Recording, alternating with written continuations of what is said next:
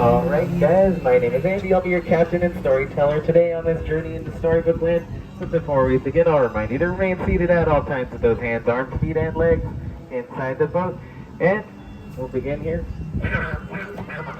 No, Donald, you're not doing the tour today. Donald would love to do the tour, but you wouldn't understand a word of it. No, that's enough, Donald. Alright, we'll begin here with the jaws of Monstro the whale, where it appears that we are being swallowed, but I assure you today Monstro has agreed not to eat us, as he is going to transport us into Storybook Land, a magical world where all stories live and breathe. And we'll begin with the big bad wolf, who, once upon a time, lives up ahead in his cave on the left-hand side, and he's surely tying a napkin around his neck as he plots some evil plan to get to the three little pigs who live across. Luckily, there's a big moat between him and them. And their names are the Fiddler, the Piper, and the Practical, and they did all build their homes, one out of straw, one out of sticks, and one out of 100% Huff and Puff proof bricks.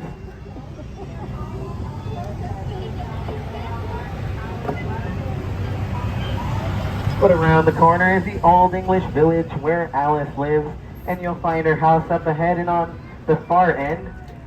And on one golden afternoon, she followed White Rabbit himself down, down, down into Wonderland, where things became curiouser and curiouser from there.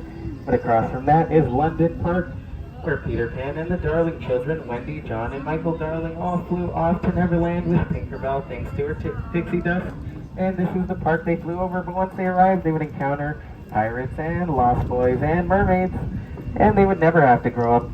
But up ahead is the Sultan's Palace in the hustling, bustling city streets of Agrabah.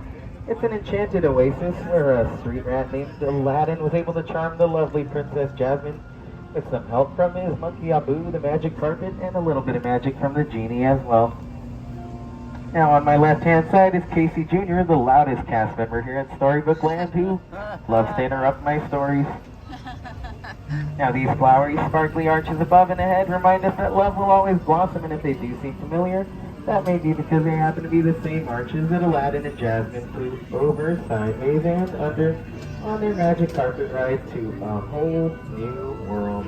But every story has its dark moments, but this story just happens to take place in the Cave of Wonders, where rumor has it, if you're able to free the genie from the lamp, you'll receive 3 wishes.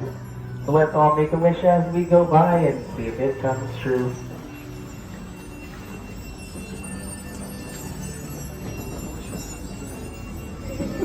And if you wished for a churro, it might just come true today. But just outside the cave on my right-hand side is the 7 Dwarfs cottage. Currently staying with them is Snow White. She's doing a little housekeeping, and we might just hear her whistle while she works. But just behind that is where the 7 dwarves work in their mind cave, and you might just hear them say, "Hi-ho." But across from that is the Blue Chateau, where Cinderella grew up with her wicked stepmother and 2 wicked stepsisters who tried to prevent her from going to the ball by tearing up the dress that she made by hand. But that was no problem, because when she met the fairy godmother, she did go to the ball in a better dress than she had before, and a carriage made from a giant pumpkin.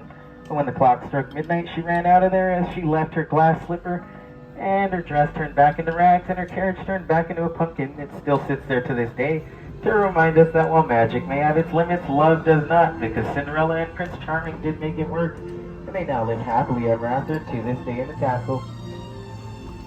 Now many of us, just like Cinderella or like Moana or possibly like Tiana, dream of finding our happily ever after someday, and then there are some, like myself, who dream of giving magical tours to lovely guests here at Storybook Land. And then there are some who dream of laying down on a bed of flowers, like the ones on the left, inspired by the 1933 Silly Symphony Lullaby Land. Now these flowers, just like the trees on the right-hand side, are 100% real and never have to grow up, thanks to Tinkerbell, who comes by every night and sprinkles them with pixie dust, ensuring that they'll always stay the perfect size for duck shape. And that's one of the reasons why this was a favorite attraction of Walt Disney, one of our original master storytellers, who in fact envisioned this attraction as a way to tell bedtime stories to his daughters when they were very young. Stories like The Wind in the Willows, which features our friends who live up ahead at Toad Hall, J. Thaddeus Toad, or Mr. Toad if you'd like. His friends Molly and Ratty are never too far off, but as you can see, his car is missing, as he must be elsewhere in Fantasyland in that motor car, merrily on his way to nowhere in particular. But on my left-hand side is the Kingdom of Arendelle in the snowy mountains where Elsa built her ice palace and learned to let it go. And with the help of her sister Anna and their frozen friends Kristoff, Olaf, and Sven, they did defeat Hans and proved that love can weather any storm. But on my right-hand side is the Alpine village where Geppetto wished upon rescuing his father from the jaws of Monster the Whale. And his wish did come true, and Pinocchio is a real boy thanks to the Blue Fairy. But on my left-hand side is Wandering Oaken's trading post. He's having a big summer blowout, and you might just hear him say, "Yoo-hoo," from time to time. But just like Geppetto, Ariel had a wish as well. Hers was a little different though. Her wish was to be a part of our world. And that wish came true after she gave up her mermaid tail and nearly her voice, her pair of brand new feet and legs, and now lives happily ever after with her Prince Eric.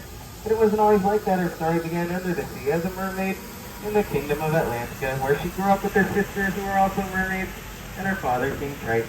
But while her story may have begun there, after a long journey, she did come to her happily ever after. And that's how I'll leave you guys with your happily ever after just up ahead. But before I do, I'll remind you to remain seated with those hands, arms, and fingers inside the boat, and we'll all remain seated until my count of 3. We'll stand up at the very same time. Thanks for joining me, guys.